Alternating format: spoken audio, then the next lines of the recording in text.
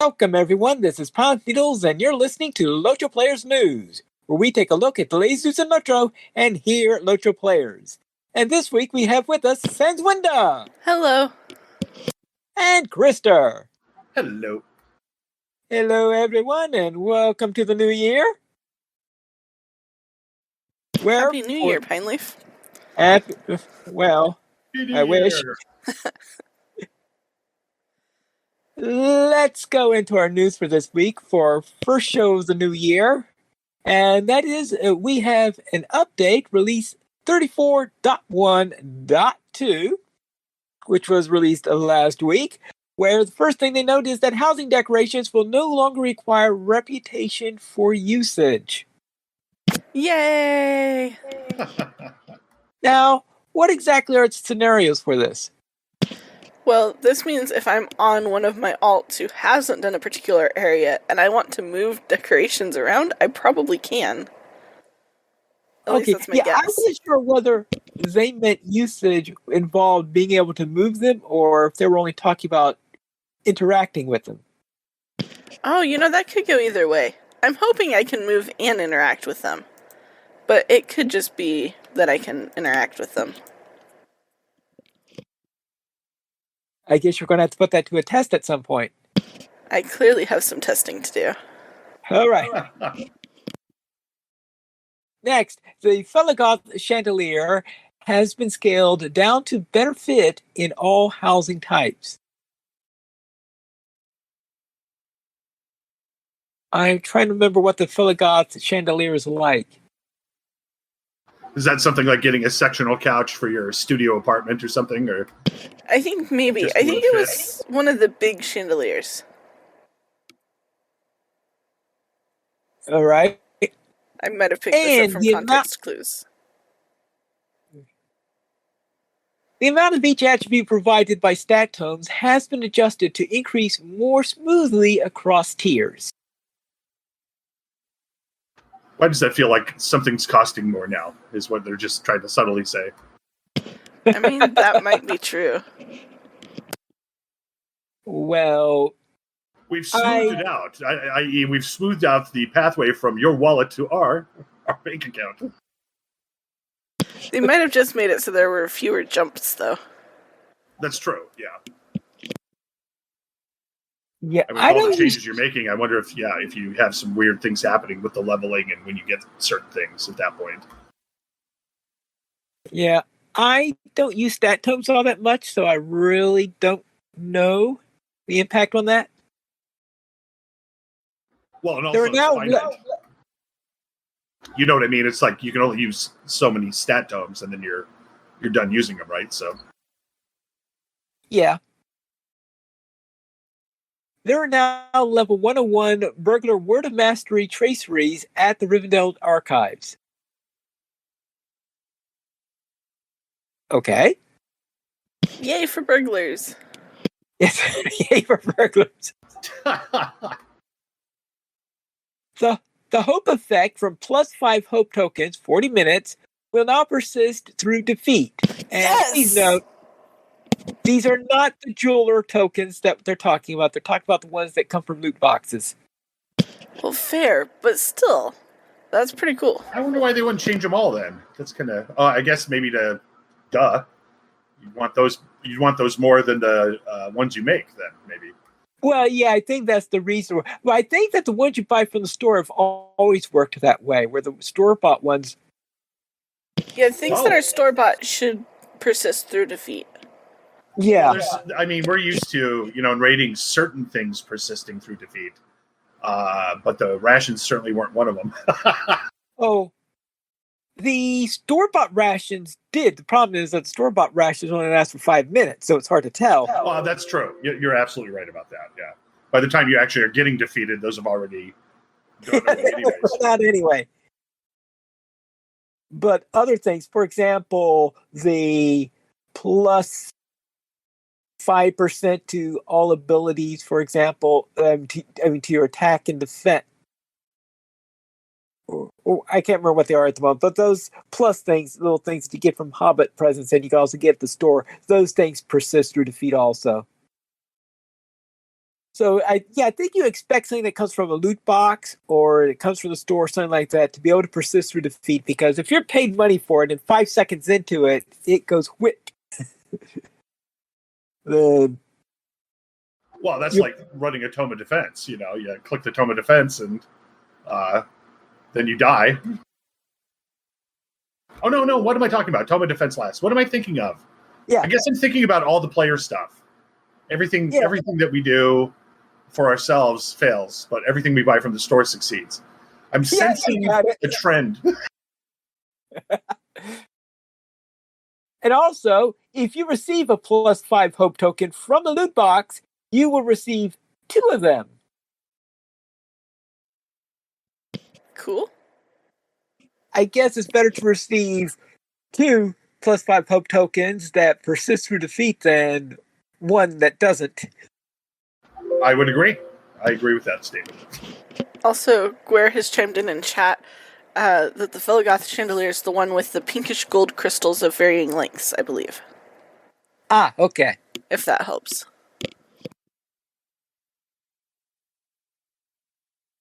If you receive... Oh, no, actually, no. The cooldown for delving Etherharn tokens is now 30 seconds.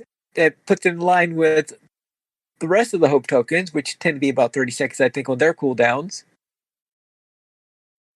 Lore Masters can once again purchase lesser equal variant tomes from their class trainer. And players and monster players will no longer benefit from any buffs coming from the delving of Roar. I thought they shut the delving. They did, so there must have been some buffs that accidentally persisted despite the shutting of the delving. Well, maybe they delved too deep.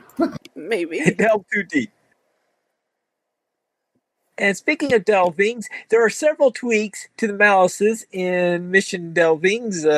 If you want to see the details of that, you could check the release notes. And black powder kegs in the mission among the watchtowers can now be used in all group sizes. Don't missions only have 2 group sizes? I thought so, but it's good that in both group sizes you can now use the black powder cakes. Yeah, well, I know that they're always usable in the solo version because I think I've done that mission recently enough to have seen it work. So I presume that they were having trouble in the duo mode for it. And the shortened account for Daughter of Strife now properly displays in Delisad. I'm sure that gets rid of some frustration. And enemies summoned during the Grave Fear fight in Sarkthorn the Black Grave will no longer spawn as scions.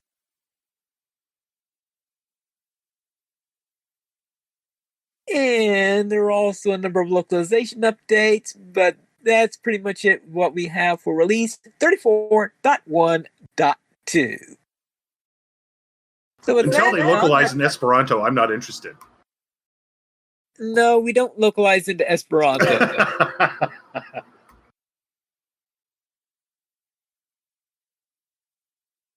And Guer said the Felgoth Chandelier might reach the floor in some hobbit holes, which would be pretty funny. I think it would take up the entire hobbit hole. You just have a chandelier storage closet as opposed to a hobbit hole, right? I mean, that's possible. You could play dodge the chandelier, hide in the seat, try to fit in there without breaking anything. I don't know. The owner of the house shows up 10 minutes later. That thing's worth 1 million gold pieces. Get out of there! The floor is chandelier. Or the chandelier is lava. That works too. That's awesome. Either would be pretty cool. But the floor is chandelier would complement the lava floor in the other room.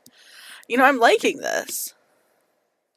Oh, I'm liking it too because this is just one step away from a really good barbecue pit Oh, so much barbecue chicken. Well, okay, let's see. In LOTRO, it'd be barbecued squirrels. Let's just face it. But barbecued squirrels?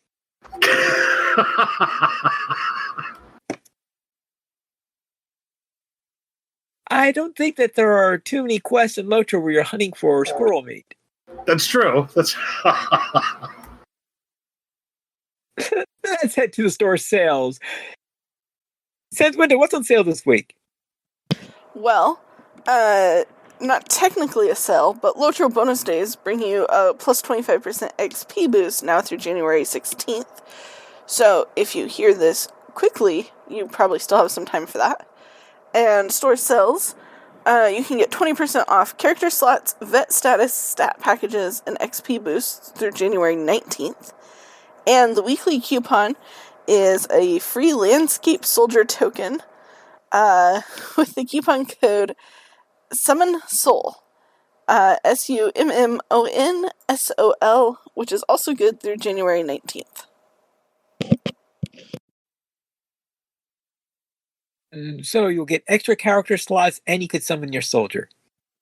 Yep. And then, watch them run around healing themselves. Or doing whatever it is that the skirmish soldiers do. But not helping you, right? So not at level 140, no. I'm not anticipating help. No, you're not helping you. Maybe on one of my lower characters. Yeah. Actually, healing each other at level 140 is probably the best thing they could be doing. That way, because they do have a habit of attracting the enemy, so if they're healing each other, then maybe they could stay alive long enough to keep the enemy off of me. That's true. That's a good point. Yes. Let's head into our weekend gaming. And, Sans Window, what were you up to? Well, this week, Cinders and I finished year 2 in our Stardew Valley game, and we passed Grandpa's evaluation and got our Shrine of Perfection, and started planting our spring crops for year 3. So, I think we're 3 days into spring 3. And, yeah, it's been fun. We have iridium sprinklers and can plant so many crops now. It's awesome. Iridium sprinklers, that's awesome. Right? They water 24 plots every morning, which is so much better than having to do it by hand. Yeah. And then I decided to try Cities Skylines just to see how it would go. Because it looked kind of cool. And yep, I like that one. Yeah, it looks fun. But I can see by your note there, yes, the challenges of City Skylines. Yeah, so I quickly discovered several ways to not successfully start a city. Mostly running out of money before I could do things like install power, or water, or roads, or depending on which one I started with first. But I think I've got a couple of starts that might work. One's actually making money right now, which is positive. But they've got traffic congestion problems, and I'm not sure how to fix it. And then the other real one... cities have that same problem. You know, that's roundabouts, true. Roundabouts. Learn how to make roundabouts. Just make roundabouts everywhere. Yeah, and then I've got another, baby city that I can... A very small town that I can build up a little bit more. But it's looking like it's also going to potentially make money. So, that's good. But definitely a decent learning curve with that game. Yeah, and you kind of hit it on the head. You have to be, if you're not giving yourself unlimited funds, you really have to take it slow. And so that's what happened with me, Sans. I ran into the same problems. I get overzealous in my zoning, and then pretty soon I created this gigantic slum filled with poverty and crime. And it's like, okay, well, that didn't work.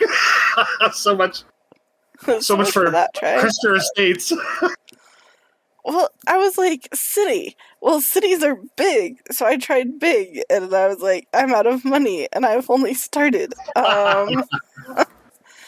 Anyway, Maybe it needs time to grow into a city. Yeah, these cities start as very small towns with a population of 0 and grow.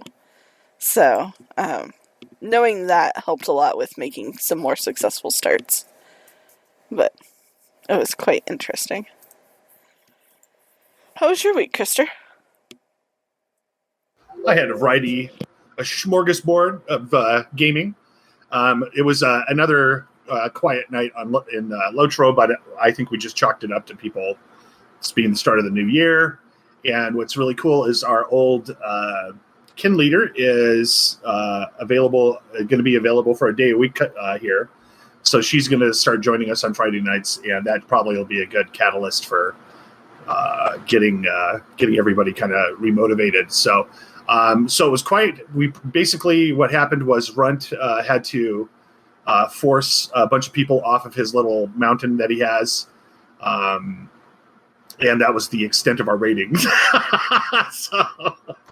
So Habitual did not claim the mountain. Runt was still king of the mountain by the end of the night. So, and then in ESO, I have been having, of course, I don't have fun seeking power. I wouldn't have fun. The ring, my character could easily bear the ring because he doesn't give a crap about it because it doesn't really fit into any outfit that he has. But if it's an outfit, I will burn the world to ash to get the outfit. So in ESO now, I've got 2 awesome outfits for my orc. And one is this skeleton-looking thing. It doesn't look like the skeleton polymorphs. He just looks like a giant, terrifying skeleton. And so that's good. And then I got the Minotaur motif and created the Minotaur. And the Minotaur is awesome. Oh, my goodness. So I've been having a blast basically dressing dolls virtually. So, and then since I knew it was going to happen, but of course we had our Civ 6 match, and now I've been playing that quite a bit as I've gotten back into it. And I have to tell you, the Gathering Storm, it's almost like, if you guys have seen that movie from John Cusack, 2012, where the end of the world is literally stalking him and his family.